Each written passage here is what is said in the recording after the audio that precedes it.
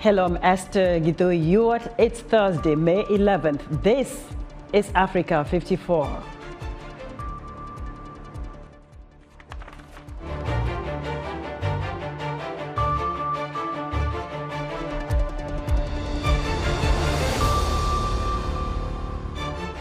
The United States, Britain and other Western countries condemn human rights abuses by Sudan's warring factions. Sufficient rainfall gives Zimbabwe a great harvest for the growing season, but experts say food insecurity is far from over. And rights groups urge Nigerian authorities to suspend the resettlement of people who fled Islamic militants in the northeast. Critics say security and basic needs are not being met. All this and much more coming up on today's Africa 54.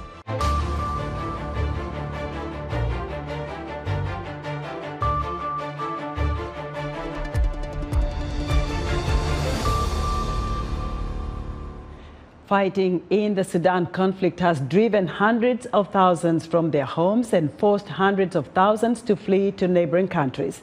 VOA's Paul Ndiho has more. United Nations Human Rights Chief Volker Turk is urging countries with influence in Africa to help end the fighting in Sudan. He says that both warring sides have trampled international humanitarian law. I strongly condemn this wanton violence in which both sides have trampled international humanitarian law, notably the principles of distinction, proportionality, and precaution. The Sudanese military has launched attacks in densely occupied civilian areas, including airstrikes. Last week, one airstrike reportedly hit the vicinity of a hospital in the East Nile area of Khartoum, killing several civilians. The RSF, meanwhile, has allegedly taken over numerous buildings in Khartoum to use as operational bases, evicting residents and launching attacks from densely inhabited urban areas. Several countries, including Britain, the United States, are condemning abuses by Sudan's warring factions and are calling for more scrutiny and accountability at Thursday's emergency session of the UN Human Rights Council. We must use our collective influence to break the cycle of impunity in Sudan, which only leads to further violence. There must be accountability for the horrific events taking place. The fighting between military factions has killed at least 600 people and wounded another 5,000, while uprooting nearly 700,000 people within Sudan, and another 150,000 have fled, while tens of thousands of people have fled Khartoum, which had a population of some 10 when the fighting began. Many have stayed behind, some because it was too dangerous or expensive to leave, others because they wanted to remain in their homes. Residents who stayed behind face dwindling food supplies, power cuts, water shortages, and shaky telecoms. The UN warns of a major humanitarian catastrophe and says it's working to negotiate safe aid access to Khartoum. A plane carrying aid from Saudi Arabia and United Arab Emirates arrived in Sudan early Thursday, carrying food items and medical supplies. This aircraft is carrying food basket, non-food items, shelter, and medical aid. So far, numerous ceasefires have failed to stop the fighting in Khartoum and other regions within Sudan. Paul Ndiho, VOA News, Washington. U.S. diplomats have told lawmakers they are cautiously optimistic that Sudan's warring factions will agree to a temporary humanitarian ceasefire during peace talks in Jeddah, Saudi Arabia. Since mid-April, at least 750 people have been killed in fighting, and VOA's congressional correspondent Catherine Gibson has more from the Hill. Fighting in Sudan entering a fourth week. The sound of gunfire in the streets of the capital, Khartoum, even as peace negotiations between Commander Mohammed Hamdan Dagalo and Army Chief Abdel Fattah Burhan appear to be taking a positive turn during meetings in Jeddah, Saudi Arabia. If this stage is successful, and I talked to our negotiators this morning who are cautiously optimistic, it would then enable expanded talks with additional local, regional, and international stakeholders towards a permanent cessation of hostilities and then a return to civilian-led rule as the Sudanese people have demanded for years. Burhan led a military coup in 2021, an upheaval lawmakers said the United States had failed to address. Instead of imposing sanctions, we put the democratic aspirations of millions of Sudanese in the hands of generals despite evidence of their complicity in and responsibility for gross violations of human rights and significant public corruption. Sudan was supposed to be undergoing a transition to democratic government. The conflict has upended that timing, and some Republican lawmakers say the Biden administration has still not developed a strategy. I call for the administration to articulate a clear vision for what it wants in Sudan. I'm still waiting. Last week, the White House authorized sanctions that can be targeted at anyone undermining Sudan's stability. And other lawmakers said the ongoing peace negotiations have a clear goal. We want to see a ceasefire. We want to see a hold to give time to negotiations. The ultimate goal, of course, is to get Sudan back onto the path toward a democracy where the people of Sudan can have their say. More than a third of Sudan's population required humanitarian assistance before the conflict started, according to the U.S. State Department. And now the situation is much worse. More than 700,000 people have been internally displaced, and more than 170,000 people have crossed into neighboring countries, meaning that the ramifications of this conflict do not end at Sudan's borders. They stretch into the region, compounding existing humanitarian needs across several countries. State Department officials told lawmakers it has successfully evacuated 1,300 of the 5,000 Americans registered in Sudan, with the remaining choosing to stay on. Catherine Gibson, VOA News, Capitol Hill.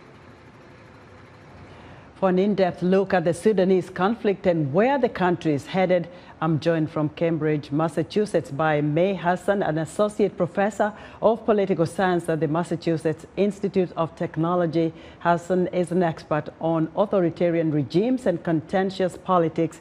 May, welcome to Africa 54. Thanks so much for having me. You've been following this crisis in your native country from day one. Now, what has this war done to Sudan? Well, I think like everyone else, I'm truly devastated by the human toll of this war. My utmost concern is obviously for the hundreds of civilians who have needlessly died and the hundreds of thousands that have been internally displaced or are now refugees in other countries. But aside from the current humanitarian toll, I'm really concerned about the future economic tolls of the census conflict. So I've been thinking a lot about how even when the fighting stops, the conflict is condemning Sudan to lower levels of growth and economic development for years, if not decades to come. And that's because so much of the violence is occurring in Khartoum and its sister cities across the banks of the Blue and White Nile, Bahrain and Jordan. And so together, this tri-city capital was home to as many as 8 million people, at least before the conflict, was truly the economic hub of the country, producing more than half of the country's GDP. But the capital is getting decimated along with so much necessary infrastructure that's, truly critical for growth. The airport, factories, warehouses, laboratories. And these spaces were the engines of growth for the country beforehand. So now that they're all gone means that we have that much more to rebuild before the country can start producing goods and services to an extent to the next level of development to recover to what it had been beforehand, which in and of itself was a pretty low bar given the global scheme of things. So, so what do you think is the likely outcome of the ongoing mediation talks in Jeddah? Yeah, more so for outcome for the conflict more generally, I think in a surface level, we can think that there's only really three possible outcomes, right? That there's either an outright RSF victory or outright victory but for the Sudan Armed Forces staff, or instead a negotiated settlement between these two belligerents. And it's hard to get a sense from here who's winning on the battlefield right now, but it seems as though RSF might have the upper hand. A lot of citizen journalists that I've been following have been tracking the ground secured by each belligerent across the capital, and it seems that RSF, at least currently, is doing better there. And I think at first blush, this sounds surprising, given that SAF is the larger agency. It has an air force that it can use for aerial bombardments and airstrikes. But when we think about the history of each of these security agencies, it starts to make sense. SAF is a really clientelistic patronage organization that Sudan's former president, Omar al-Bashir, had intentionally weakened so that it couldn't launch a coup against him. And in fact, despite all of the conflicts on Sudan's peripheries for decades, al-Bashir oftentimes relied on private paramilitaries to fight these conflicts. This includes the RSF. And so what this means is that the RSF is battle trained from the atrocities that they committed in Darfur. And then they were rented out to Gulf monarchies to fight in Yemen. And so sure, their fighters and soldiers haven't gone to military academies, but they have real fighting experience. So, right. So what are you hearing from ordinary citizens in Sudan? I know that social media is playing quite some big part here in trying to inform people on what's going on, but what are you learning? A lot on this front about just the devastating economic toll that we're hearing on the ground. People running out of food, people running out of water, people not having enough insulin or different medicines that they need to take. People, and then in talking to people or following people who are trying to exit the country, waiting days, if not weeks, at the border to try to get their visas processed. People dying actually on the road to Egypt, for instance, as well. And May, what about, how are people getting medical help? Yeah, one of the things that's one of the few beacons of hope and light from this conflict is that we're seeing that ordinary Sudanese and ordinary youth in what are called resistance committees, groups that are coming together, have been crowdsourcing, using social media, using traditional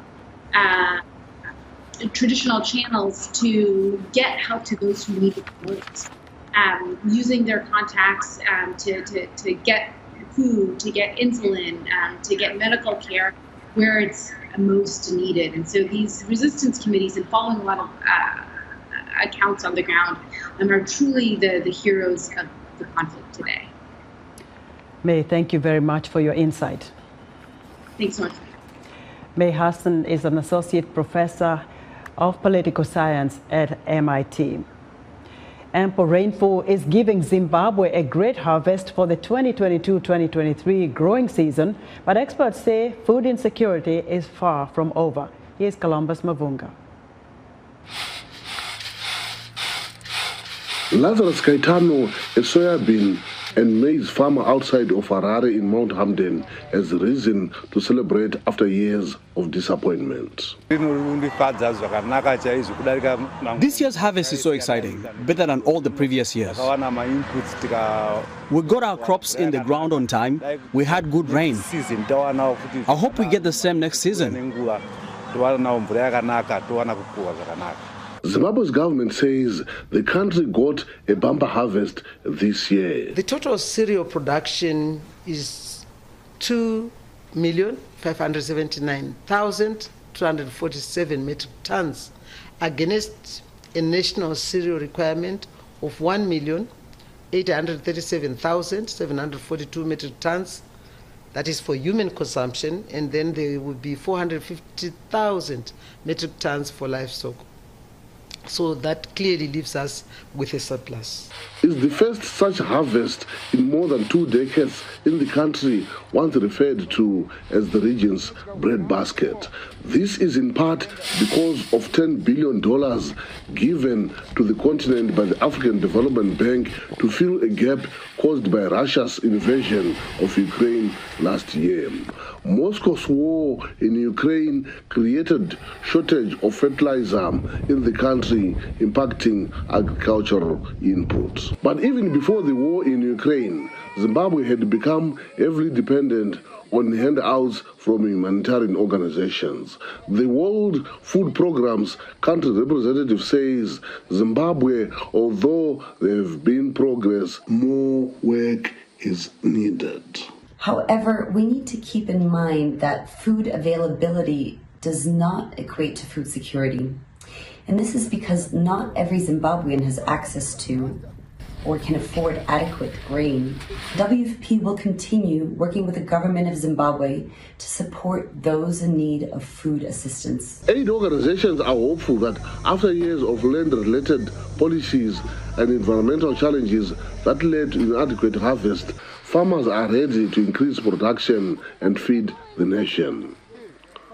Columbus Mavunga for VOA News, Mount Hampden, Zimbabwe. Rights groups are urging Nigerian authorities to suspend the resettlement of people who fled Islamic militants in the country's northeast. Borno state authorities have relocated most camps for displaced people, but critics say security and basic needs are not being met. Timothy Obiezu reports from Maiduguri, Nigeria. Zara Malam had lived in a makeshift camp in Maiduguri since 2017 when she fled attacks on her village of Sigal. But in June, the Borno state government shut the camp and offered to resettle the internally displaced people, or IDPs, living there back home. Malam says she was not convinced of her safety, so she relocated to Ran, a community of thousands of IDPs under constant military watch. The government has been helping us, but since they decided to send us back home, I came to this place. Even if there were no security threats, I would have nothing to return to. All my relatives are dead. Borno State is the epicenter of Nigeria's grueling, nearly 15-year battle with armed militants. State authorities began shutting down camps in May 2021 and have been supporting evacuees with food and cash. The government says that with improving security in recent years, it wants to rebuild Borno State and reduce high dependence on aid. But rights group Human Rights Watch argues that an estimated 200,000 IDPs could be adversely affected and wants the government to consider the consequences. We're also quite concerned that, this action might go beyond Maiduguri and put many other internally displaced people across the states, which has suffered, devastating impacts from the Boko Haram conflict at risk. According to International Organization for Migration survey, only 15% of the IDPs were willing to relocate on the grounds of improved security. The survey also shows nearly 50% of the evacuees returned to their home villages because they had no other choice. We understand, on the one hand, the intentions that are behind this, but of course worry about whether the 130,000 so far have ended up in a better place. So, these kinds of movements of people should be voluntary, should be dignified, and should be based on informed choices. Many humanitarian organizations halted food and cash distribution after the government announced the camp closures.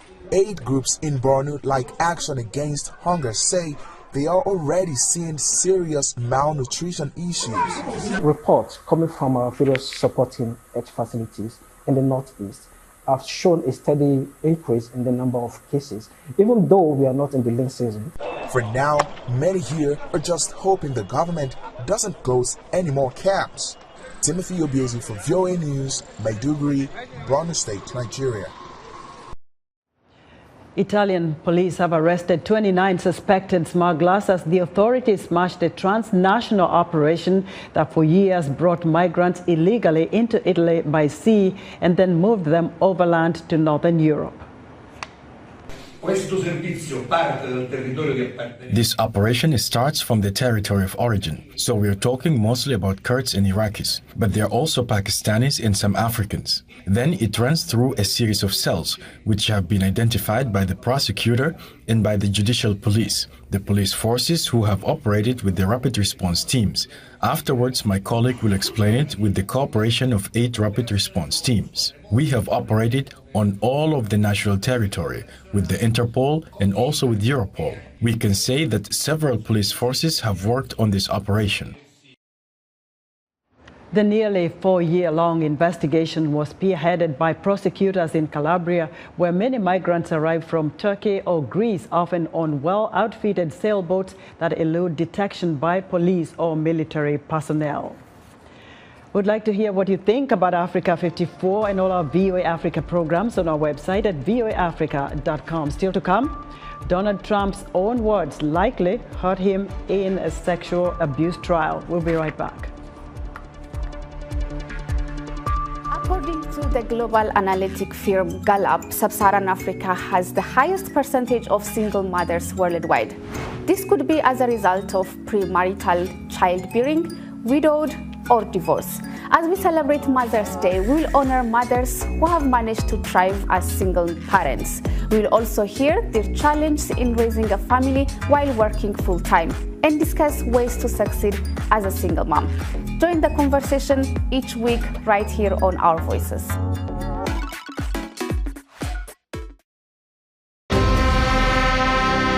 Kigali, we are here for the BAL Finals. For the best of African basketball. The Sahara and Nile Conference delivered their verdict. The top 8 teams on the continent are chasing the Holy Grail. Who will be the next BAL champion? It's game time. In other news, in North Africa, investors and analysts warn that Tunisia and Egypt are edging closer to a major debt crisis in a volatile region which could pose tough choices to its wealthy Gulf Arab neighbors. The countries are being challenged by shortages of essential goods and financial market dysfunction. The NGO Oxfam issued a report Thursday revealing the world's biggest chocolate makers are failing on promises to improve pay for farmers in major cocoa producer Ghana despite strong profits. Oxfam says earnings for Hershey, Mars, Mondelez, Ferrero, Piers Lindt and Nestle have all increased since 2020. And new data statistics from South Africa revealed that manufacturing output fell 1.1% in March after falling by a revised 5.6% in February. Factory production rose 4% in March after failing by 1.3% in February. Eskom power shortages and outages are being blamed by many for hampering industrial production. The audacious claims former U.S. President Donald Trump made in 2005 about the way he could treat women might have doomed his chances of defeating a sexual assault lawsuit. The suit was brought by E. Jean Carroll. A New York City federal court jury this week awarded $5 million on her claim that Trump sexually assaulted her in the mid-1990s. Carroll said of the verdict, quote, "I'm overwhelmed with joy and happiness and delight for women in this country." Carroll also said of the damages awarded her, "This is not about the money. This is about getting my name back, and that's what we accomplished." Trump assailed the verdict on his Truth, a social media outlet, and says he will appeal. And Trump faces, this isn't the end of it. He faces possible indictment by the Department of Justice for endangering our national security by mishandling national security documents, perhaps for inciting an insurrection. He faces indictment in Atlanta for tampering with Georgia's election, and he faces a trial in New York City on 34 felony counts for paying hush money and then falsifying business records. So I don't think it's going to move Trump's base, but it is going to make it much more difficult for him to win a presidential election. What is the same, what is common to all of these polls is a very large number of undecided voters, 15% or so. And that's Trump's problem. It's hard to see that this verdict wouldn't hurt Trump with the undecideds. Trump assailed that was Alan Lichtman, presidential historian and professor of history at American University here in Washington. Business is booming in South Africa, where people are embracing the continent's first professional cuddling service. Zahir Kasim reports from Johannesburg. For some, it's hard to wrap one's arms around the idea of a professional cuddling service. But the business is gaining popularity in South Africa. One company, Pro Cuddling, is leading the way. It was founded by Florence Letswalo. You know the term, it takes a village to raise a child. It very much speaks to African cultural tradition. So what happens to somebody else very much matters to me. So yes, it is a business in a sense that you're hiring people to work and you have to pay them. But the core values come from very much the culture of what Africa is all about, which is Ubuntu. Ubuntu is an African philosophy that promotes brotherhood. Professional cuddle therapy is also offered in other countries like the United States and includes a contract, like the one offered by Letswalo. She says the contract stipulates that both the client and cuddler can immediately terminate the session if either party says they feel uncomfortable. Letswalo said so far that has not been an issue. It's more than just cuddling, yes. It's a very personalized experience, and there's a reason why people book for cuddling. And the main reason, I think, is, loneliness. We live in a society where loneliness is very prevalent. People are extremely busy, and also people don't really have anyone to talk to. I think when you get very busy and you don't really have a family, or you're very isolated, you get lonely and you just want someone to talk to. The business has grown rapidly over the last year, according to Letswalo, from having a few requests a week to now having 2 to 3 cuddle appointments a day. She says her staff has also grown to about 50. Psychologist Anele Siswana says he welcomes this form of therapy and says that it also spreads Ubuntu. The ethos of Ubuntu have to do with taking care of the other, has to do with brotherhood, with sisterhood. And for me, it's a classical way of making sure that even the service is an extension of that. The only difference is that it's a credible space that you have to pay for it. Judging by Letswalo's business, cuddling, more than simply physical touch, is gaining popularity among South Africans as a means towards companionship and human connection. Zaire Kassim for VOA News, Johannesburg. And that's our show for today. Be sure to watch Africa 54 on our website at voaafrica.com. From all of us here in Washington, thanks for watching.